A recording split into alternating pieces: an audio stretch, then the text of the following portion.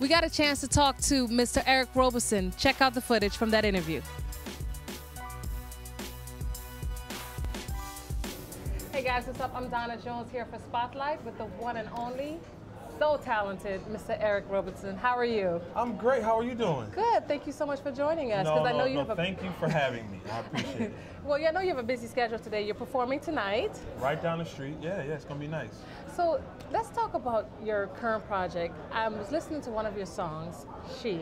Yes. And can I just say, your music is just so amazing because it's the type of music for me. I mean, and I know your music affects everyone so differently, but for me, it's just sort of like a release, and it's just so relaxing. And I'm just like, how do you describe your music? I mean, how do you sort of go into your current project, and what is your inspiration behind your music? I describe it honest music, and really just the art of getting out of the way of yourself.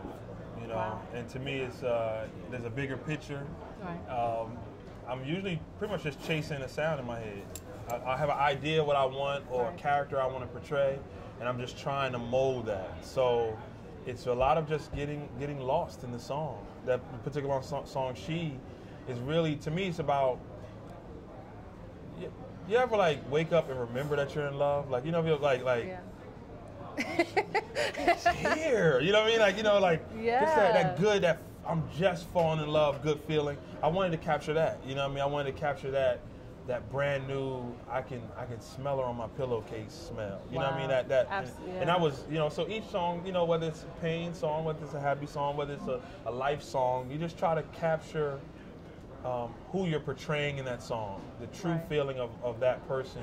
And I mean, I've been through enough stuff, and I'm observant of what people go through, and I just try to capture it. You know. And with that, you're a songwriter and you're an artist. Is it sort of, you sort of play both roles? Is it sort of, I guess, you're able to really get the true essence of your music by writing it, and as well as, you know, being able to deliver that song to your audience? Well, from a business standpoint, that's the only thing that separates it. But as a songwriter, you know, you're an artist as well. Right. Even like the songwriters I know who don't put out albums, to right. me they're artists, they're creating something. Right. But for me, it's a stronger connection when I write something. And then I really started my career just because I started writing really personal stuff that I wasn't willing to sell to this person, and they go right. around, you know, if I got my heart broken and I wrote a song about that particular situation, then right. I sell it to this person, and then I'm sitting in an arena and you're singing my diary to all these people here. It's a little tough. So there were certain songs I started holding on to. Wow. And that was kind of what started my career, you know. But to me, it's just being an artist or being a songwriter is just an extension of each other. It's the same thing. It's just, to me, it's all about creating. Right. As an artist, you're just trying to create a feeling, but as a songwriter, you're the foundation of that feeling, you know. And you've worked with so many different artists, and as far as when you started, who are some of the favorites that you've worked with, or that you've written for, that you like? They're all favorites, you know. But you know, I'm very proud of my friends I've been able to work with. Like, wow. I remember when Jill walked in the studio for the first time, right. you know, and it's how special she was. We knew immediately, like, she's special. Right. You know, I remember when Music walked in the studio for the first time when we were working at Touch of Jazz in Philadelphia. I remember Raheem when he came to Touch of Jazz, and I remember he reminded me of a younger version of me. He was writing songs. It looked like he had two pens in his hand, like this. He was just writing, like. And I just looked at him like, I remember when I used to write like that. Like, wow. I was older and I was slowing down. I was like, that young fella's gonna be something. You know what I mean? That whippersnapper. You know, but you know, right. even songs. I worked with Gerald Levert one time. The song never came out, but it was such a learning experience. You right. know, to Will Smith, worked on Will Smith's albums, and you know, there's no more inspiring person I can think of than right. being in a room with Will Smith. He just makes you a better person, you know. So, absolutely. I mean, there's a lot of people that I just remember, and you know, and I'm very honored to have worked with all of them. And being such a big artist, that, you know, an indie artist, how do you sort of, you have such a big fan base, and being an independent artist. Yeah. How do you, I guess, what do you take from that as building such a, you know, big fan base with being an independent artist? Well, it's humbling, right? Because it honestly was a hobby. It started really as a hobby, really? And my fans that I had at the time demanded more of me. You know, demanded not only more music, but for me to really take it serious. Wow. And I mean, I've been signed and dropped by everybody you can think of from age 19. You know what I mean? So I've been through the system, and as a producer, I've also worked on albums, and the albums never came out. I mean, I've seen people's dreams literally fall apart. You know, we worked for a year on this person's project, and for whatever reason, an incredible music's not heard. I just didn't want to be that person, you know? So for me, it wasn't about selling a whole bunch of records. I haven't sold out shows or people knowing who I was. It was really about just, I had this sound, and I didn't want to hold on to it. If 2 people bought it or 2 people had it, it was fine.